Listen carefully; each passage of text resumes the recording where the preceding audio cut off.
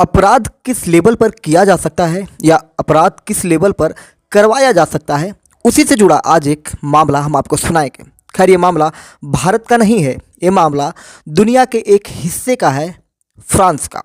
आप जानते ही हैं कि फ्रांस की राजधानी पेरिस है। सुरा और सुंदरियों का देश फ्रांस कहा जाता है।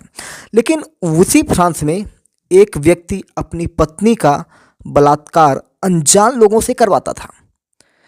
10 साल तक अपनी पत्नी को नशे की गोलियां खिलाकर अनजान लोगों से बलात्कार करवाने वाले डोमिनिक पेलिकोट को 3 साल के ट्रायल के बाद 18 दिसंबर 2024 को सजा सुना दी गई है। इसी की कहानी हम आपको बताने की कोशिश करेंगे कि लॉ एंड जुडिशरी भारत ही नहीं दुनिया में भी किस प्रकार से अहम योगदान रखता है किसी समाज को संभालने में, किसी देश की सत्ता को, प्रभुसत्ता को, उसकी संस्कृति को संरक्षित करता है।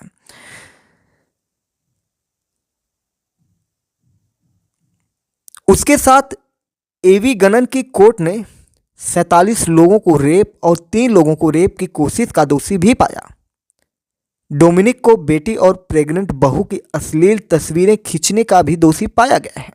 आइए डिटेल में जानने की कोशिश करते हैं कि फ्रांस जैसे विकसित देश, डोमिनिक फ्रांस जिसे कह सकते हैं, में 10 साल तक इसका खुलासा क्यों नहीं हो पाया। इसी पर हमारी आज की पूरी कहानी होने वाली है, विभिन्न मीडिया प्लेटफॉर्म से लिए गए स्रोतों के जरिए। 70 वर्षीय डोमिनिक पेलिकोट साउथ फ्रांस के एक छोटे शहर माजान में पत्नी जिजेल के साथ रहता था।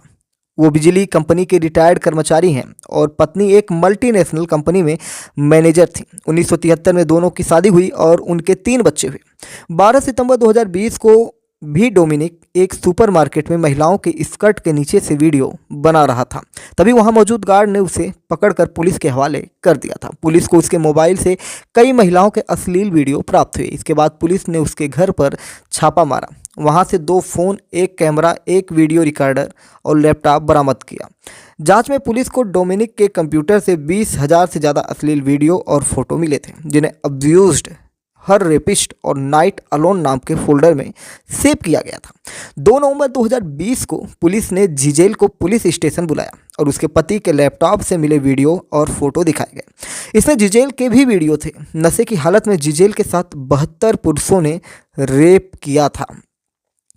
ट्रायल में पता चला कि 2010 में डोमिनिक को पहली बार पेरिस के शॉपिंग मॉल में महिलाओं की स्कर्ट के नीचे से वीडियो बनाते हुए पकड़ा गया था। उसे गिरफ्तार कर 100 यूरो का जुर्माना भी लगाया गया था। 2011 से डोमिनिक ने पत्नी जिजेल के खाने पीने के सामान में नशीली दवा मिलाना शुरू कर दिया था। इस दौरान जिजेल को महसूस हुआ कि वह बेवजह दिन भर सोती रहती है। उन्हें ये तक याद नहीं रहता कि पिछली शाम उनके साथ क्या क्या हुआ। जिजेल को लगा उन्हें अल्जाइमर और सर्वाइकल की बीमारी हो गई है। जिजेल को दवाओं का आदी बनाने के बाद डोमिनिक घर के पास रहने वाले लोगों को सेक्स गेम खेलने के लिए बुलाने लगा। डोमिनिक ने लोगों से कहा इस गेम में वे लोग जिजेल के साथ सेक्स करेंगे और इसमें जिजेल की भी रजामंदी होने वाली है।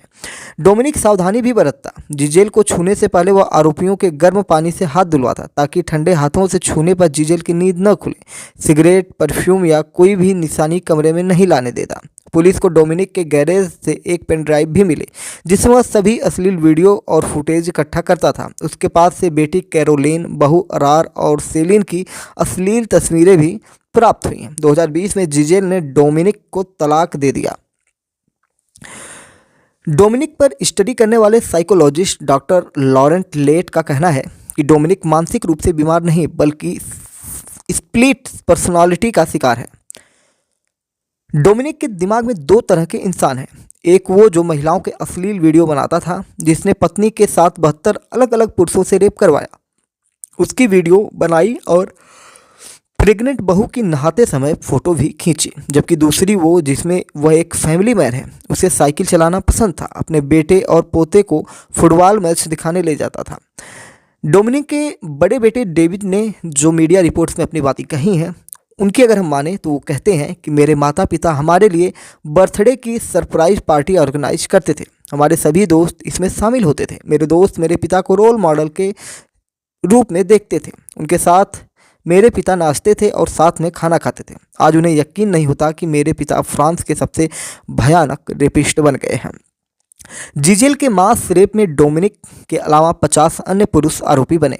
एविगन की कोर्ट ने 47 लोगों को रेप का दोषी पाया, जबकि 2 लोगों को रेप करने की कोशिश और 2 को यौन उत्पीड़न का दोषी करार दिया है।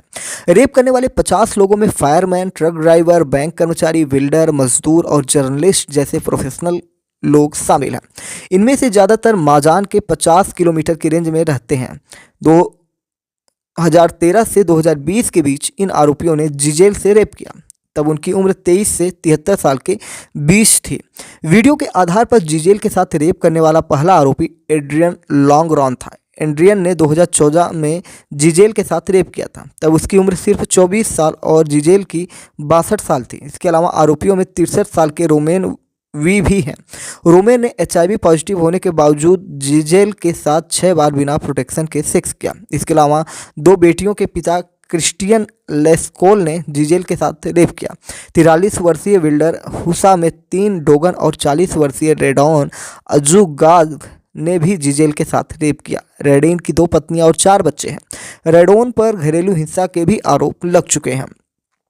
9 नवंबर 2021 को डोमिनिक के फ़ोन कॉल, स्काइप, व्हाट्सएप से मिले सबूतों के आधार पर आरोपियों की पहली गिरफ्तारी हुई। पुलिस ने फुटेज में दिख रहे लोगों की तलाश शुरू की। इसके बाद 50 आरोपियों को गिरफ्तार किया गया। बाकी 21 आरोपियों की पहचान नहीं हो सकी। 2 सितंबर 2024 को फ्रांस की एविगन की अदालत में डोमिनिक समेत 51 आरोपियों पर मुकदमा शुरू हुआ। सुनवाई के दौरान कुछ आरोपी तो निडर दिखे, लेकिन ज़्यादातर जजों के सवालों का जवाब देते हुए नजरें झुकाए हुए थे। क्रिस्टियन एल ने सफाई देते हुए कहा कि मेरा शरीर रेप कर रहा था, लेकिन मेरा दिमाग नहीं। BBC में एक रिपोर्ट छपी थी। उस रिपोर्ट में कहा गया कि 54 साल के अहमद ने कहा कि अगर वे किसी के साथ रेप करना चाहते तो 60 साल से ऊपर की महिला को नहीं चुनते। इसके अलावा कुछ ने कहा कि उन्हें ऐसा करने के लिए डोमिनिक ने धमका कर कहा था।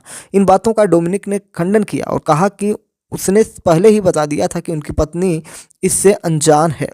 जिजेल ने कोर्ट में कहा कि ऐसा नहीं है कि बंदूक रखकर किसी ने आरोपियों से यह करवाया हो। उन्होंने मेरा बलात्कार अपनी इच्छा से किया। उन्होंने यह फैसला सोच समझ कर लिया। जिजेल ने कहा, अगर ऐसा नहीं था तो सेक्स करने के बाद भी इनमें से कोई पुलिस के पास क्यों नहीं गया? अगर किसी ने एक फ़ोन भी पुलिस को किया होता तो मेरा जीवन बच सकता था, लेकिन किसी ने भी ऐसा नहीं किया। वीडियो सबूत को आधार बनाते हुए कोर्ट ने माना कि जब जिजेल के साथ रेप किया गया तब वह होश में नहीं थी।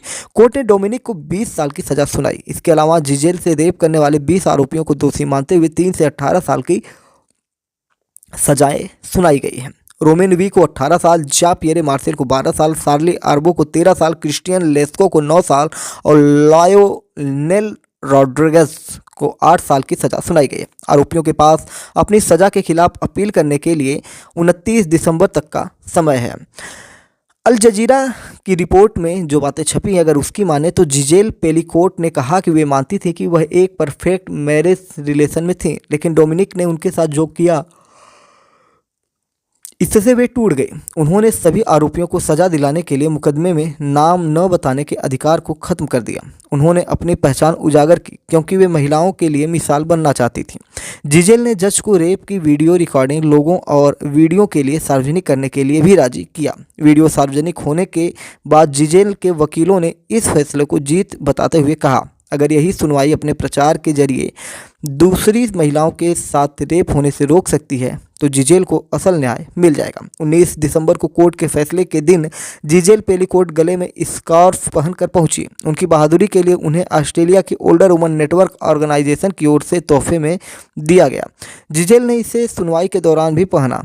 ऑर्गेनाइजेशन ने जिजेल से कहा, देखिए आप अकेली नहीं हैं, दुनिया भर की महिलाएं आपका समर्थन कर रही हैं। European institute for gender equality के मुताबिक फ्रांस में करीब 44% महिलाएं हिंसा का शिकार हैं। यह यूरोपीय संघ के औसत 11% के आंकड़े का 4 गुना है। फ्रांस में पति या बॉयफ्रेंड की ओर से की गई हिंसा से हर तीसरे दिन एक महिला की मौत होती है। 14 सितंबर 2024 को जिजेल के समर्थन में फ्रांस के करीब 30 शहरों में महिला अधिकार समूहों ने रैलियां निकाली हैं। इस दौरान कई महिलाओं के तख्तियों पर लिखा था, हम सर्वाइवर पर भरोसा करते हैं। रैली में शामिल एक महिला ने कहा, मैं यहाँ जिजेल और बाकी महिलाओं का समर्थन करने आई हूँ क्योंकि हमारे आसपास और भी कई जिजेल हैं। इस मामले में जिजेल के साथ मास रेप ही नहीं बल्कि उनका मानसिक शोषण भी किया गया। 62 साल की उम्र में उनके साथ 24 साल के लड़के ने रेप किया, HIV पॉजिटिव पुरुष ने रेप किया और सभी 72 पुरुषों के रेप करने का वीडियो भी बनाया गया। इसमें भी कई लोग एक से ज़्यादा बार जिजेल के साथ रेप कर चुके। जिजेल का केस सिर्फ यौन हिंसा के आंकड़ों पर निर्भर नहीं है, यह यौन हिंसा के बाद पीड़िता के साथ सामाजिक बर्ताव को भी बदलता है। आमतौर पर ऐसी हिंसा के बाद पीड़िता को ही शर्मिंदा किया जाता है। भारत में ये आम बात है, लेकिन इसके बाद नज़रिया बदलने की संभावना है। गलत को गलत कहे जाने की उम्मीद है, जिससे पीड़ित महिलाओं को न्याय मिल सके और महिलाओं के खिलाफ अपराध में भी कमी आ सके। तो ये रही फ्रांस, जिसे डेवलप सिटी या डेवलप कंट्री के रूप में जाना जाता है। ऐसे देश में भी ऐसी बड़ी बड़ी घटनाएं घटती हैं जो पूरी दुनिया के लॉ एंड ऑर्डर को प्रभावित करती हैं या दुनिया में मनुष्य के दिमाग की, मनुष्य के अपराध करने की पराकाष्ठा को प्रदर्शित करते हैं।